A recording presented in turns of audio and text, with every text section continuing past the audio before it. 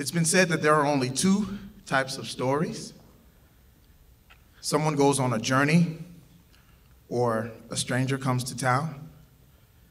This is the latter, maybe. To the montage of our corpses, I'm sorry for reading revisions of your ambushes and trusting them like the planet's daily spin. I see now that some newspapers were just comic books without the color, shootouts lifted from sci-fi fantasy police reports. They drew you reaching for a hero's holster like a brainless pickpocket trying to pull the gleam off of a dagger. I was originally a little sketch artist. Before I grew into the power of scripting things, Superman was originally a villain, more bald than myself, with a mind for control, smart enough to know that it's the villains who seduce us as long as we can believe they are angels.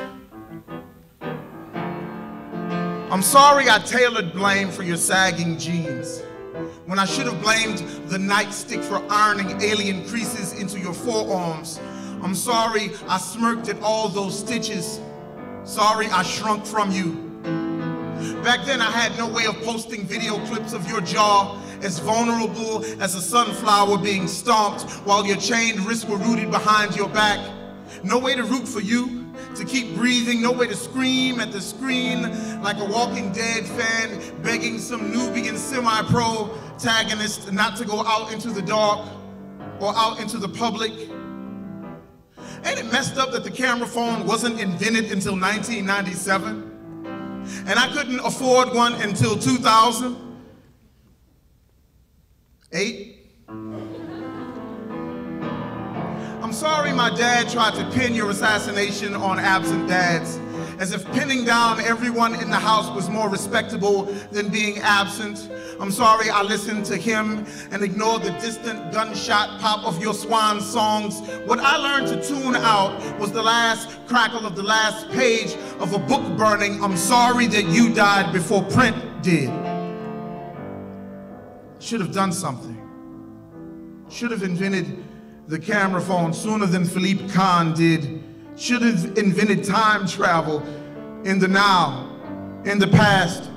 Maybe I will warn ancestors with a theatrical trailer for the upcoming sequels of Slave Ship starring everyone but the cargo. I should have been your hero and swooshed around the globe with the camcorder until I reversed its rotation, treating reality to a remake where the executioner doesn't always rock a more photogenic outfit than the condemned.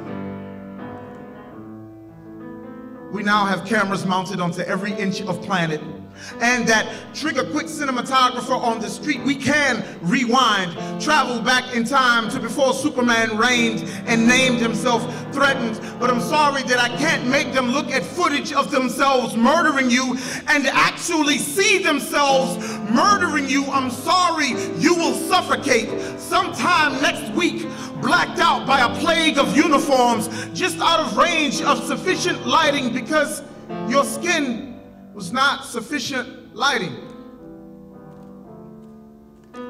Now that so many tall tales have been verified as pornography for the Klan, can you forgive me?